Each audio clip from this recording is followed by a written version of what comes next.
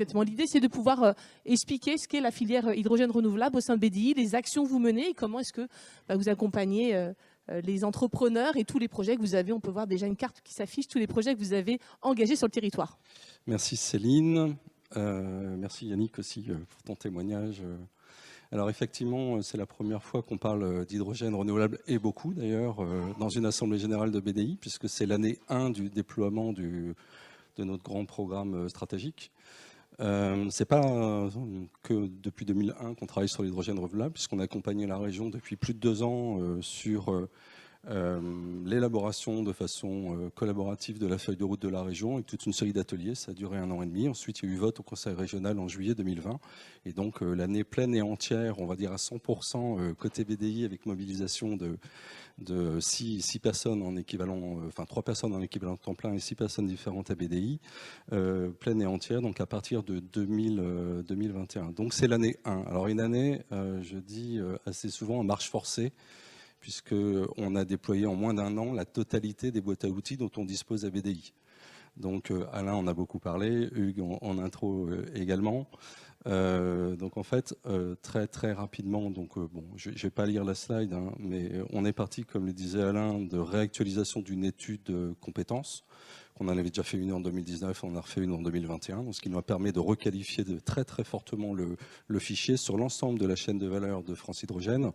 Alors j'en parle justement puisque nous animons la délégation France Hydrogène à BDI.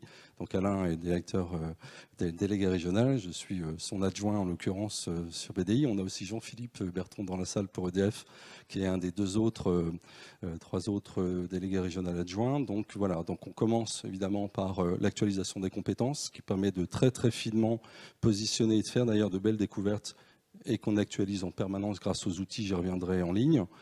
On a lancé aussi dès l'année dernière donc des travaux préparatoires à l'étude navire hydrogène dont on parlera, j'imagine, à l'Assemblée générale de l'année prochaine, puisque le travail est en cours actuellement.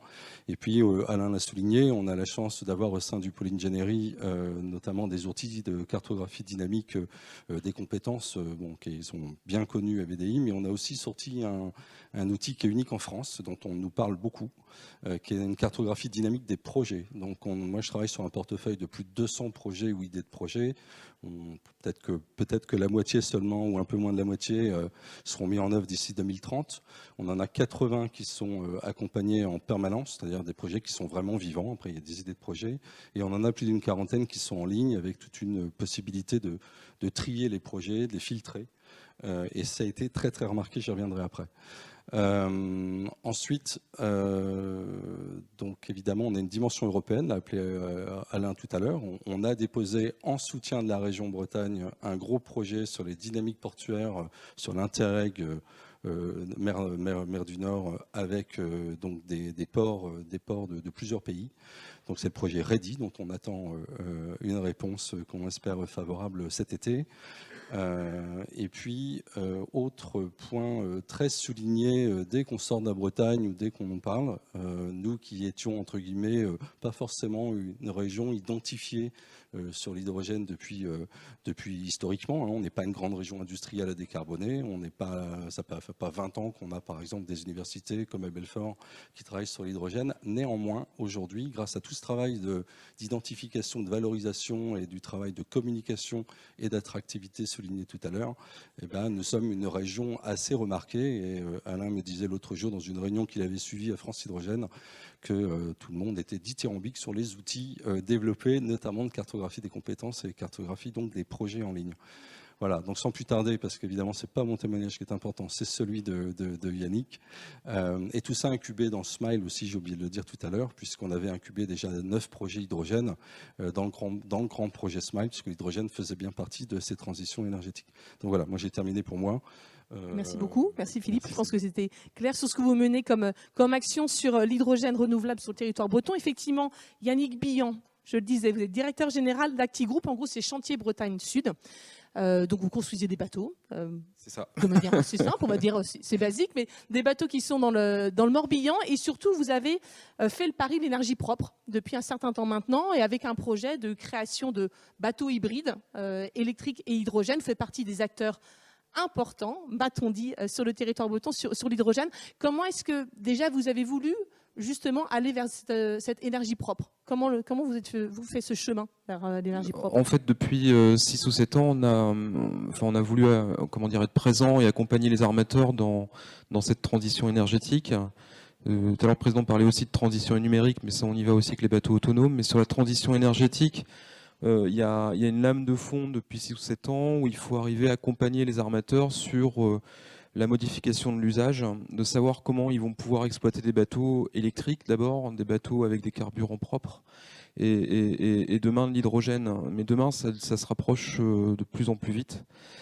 Donc c'est effectivement une volonté de positionner l'entreprise sur cette thématique. On a aussi une branche de notre activité sur les hydroliennes pour pouvoir produire les bateaux, pour pouvoir produire de l'énergie propre. Le chantier, on est équipé d'une hydrolienne qui nous permet de fabriquer les bateaux de manière propre, donc de souder avec l'énergie de la mer. Voilà, alors on est une structure de 60 personnes dans un groupe de 300 personnes à peu près. Ça fait 2 ans que BDI nous accompagne sur cette transition énergétique et sur comment amener une PME vers ces technologies de l'hydrogène qui sont extrêmement complexes. Et plus on regarde, plus on est dedans et plus c'est complexe. Et du coup, BDI vous aide justement à y voir un peu plus clair, parce que ce chemin, vous l'aviez déjà fait. C'est pas BDI qui vous a aidé, je dirais, à vous engager sur l'hydrogène. L'accompagnement de BDI vous apporte quoi? BDI, c'est un flux constant d'informations, de contacts depuis 2 ans, donc via Philippe principalement. Alors, c'est un flux constant d'informations, mais avec une vraie logique. C'est-à-dire qu'au début, il y a 2 ans, avec Philippe, l'idée, c'était surtout de positionner dans la chaîne de valeur de l'hydrogène où pouvait se positionner l'entreprise. On est sur un secteur très particulier, très précis. Donc la deuxième étape, ça a été de nous donner des contacts dans l'écosystème breton, c'est-à-dire de nous mettre en relation avec des entreprises du territoire, des acteurs bretons. Je pourrais citer H2X, je pourrais citer Entech, c'est des entreprises du territoire qui, aujourd'hui, avec eux, nous permettent de promouvoir une solution complète et de savoir où s'arrêtent les limites de fourniture entre les uns et les autres. Donc cette première étape, elle a duré plus de 6 mois, mais c'est aujourd'hui déterminant dans nos actions. La deuxième, c'était de nous mettre en relation avec des acteurs de la R&D au niveau national, ce qui nous a permis en fait de répondre globalement avec ces acteurs bretons à des projets, à des appels à manifestation d'intérêt où on est dedans. Et depuis 6 mois, mon voisin me met en relation avec des clients. Voilà. Au début, on a un peu de mal à voir comment tout ça s'articule, mais il y a une vraie logique d'accompagnement. Typiquement, on répond avec les boîtes que j'ai citées, on répond à l'appel d'offres pour le Transrad de l'Orient de bateau hydrogène, on répond pour un autre bateau pour le sud de la France. Donc on est dans cette logique de chasser en meute et de savoir où quelles sont nos compétences. Ça vous a permis d'avoir un positionnement national en fait sur ce que vous faisiez déjà au niveau local et tout seul au départ. Voilà, un coup BDI est venu me voir en me disant ça serait bien que tu participes au salon Évolution. Il y a une photo là. Ouais, c'est exactement. Vous n'êtes pas dessus, je crois, mais c'est pas voilà, mais c'est un salon de l'hydrogène. Donc on s'est dit finalement, je vois pas la place d'un chantier naval de 60 personnes dans ce site-là. Et Philippe m'a dit si, il faut y aller parce que tu seras le seul chantier positionné à cet endroit-là. Voilà. Donc et en fait, les armateurs étaient présents, les donneurs d'ordre étaient présents, et ça a été notre meilleur salon en termes de contact et de positionnement, qui fait qu'on va pouvoir rebondir, je pense, pendant 1 an et demi à 2 ans sur ces contacts-là. Il y a eu un autre élément fort qui a été organisé, c'était le président de région qui est venu présenter la feuille de route hydrogène de la région Bretagne. Chez vous, hein, c'est ça? C'est ça. Ça faisait 1 an globalement qu'on était accompagné par BDI. Et ça a permis de légitimer aussi le positionnement du chantier. Et durant ce lancement de feuille de route, toutes les entreprises que j'ai citées, il y en avait 8, ont présenté leur savoir-faire, mais ça a permis de quelque part de présenter une équipe gagnante. Et je peux le dire maintenant, soudée, c'est-à-dire qu'aujourd'hui on s'appelle, on crée des moments de communication qui fait que on est capable de chasser en meute et d'arriver à, voilà, j'espère, à décrocher des commandes dans les prochains mois. Si je peux me permettre, pour qu'on comprenne bien, s'il n'y avait pas eu l'appui de BDI, et donc avec sa vision globale, territoriale, régionale, seul, entre guillemets, chef d'entreprise, avec votre chantier naval, vous ne seriez pas allé aussi loin, aussi vite, c'est-à-dire que c'est une difficulté pour les chefs d'entreprise qui veulent éventuellement se lancer dans des nouvelles énergies, on parle là de l'hydrogène, de pouvoir y aller tout seul. Complètement. En fait, on gagne du temps.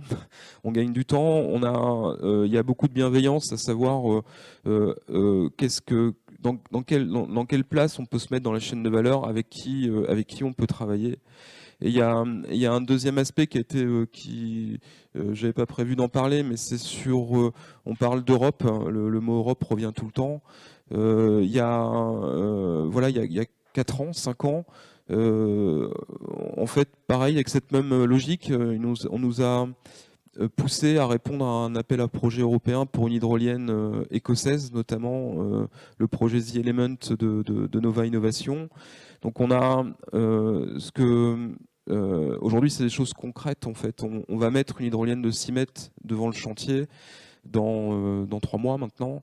Donc il y a une vraie logique à pousser, à accompagner à sortir la tête de l'eau des dirigeants et de leur dire si c'est possible, dans 2 ou 3 ans, l'entreprise elle sera prête à aller gagner des marchés sur ces secteurs-là. Donc oui, je crois énormément à la deuxième étape qui est sur les projets européens où il faut vraiment qu'on se positionne.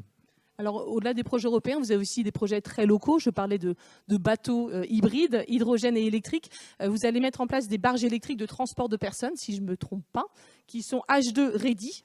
C'est-à-dire que l'hydrogène, il y a de l'électricité et il y a possibilité d'avoir des piles à combustion pour l'hydrogène. Et normalement, ça devrait être officiel d'ici très peu de temps. Oui, en fait, effectivement, aujourd'hui, la notion de H2 ready, c'est un concept qu'on essaye de promouvoir auprès de nos clients. Aujourd'hui, l'hydrogène, la question se pose à court terme, elle sera résolue dans les prochaines années, c'est d'où vient cet hydrogène. Est-ce que la maturité des sources de production, voilà, on est tous conscients de ça, de la qualité de l'hydrogène par rapport aux piles à combustible, de la continuité de service. Donc aujourd'hui, on a plusieurs bateaux en fabrication qui sont électriques, mais avec cette capacité à ce que les électrons viennent plus du quai, mais viennent de l'hydrogène avec une pile à combustible. Donc on a une vraie là, pour le coup, on a un vrai accompagnement de nos clients pour leur expliquer quelle sera la prochaine étape et comment on peut les accompagner concrètement, techniquement.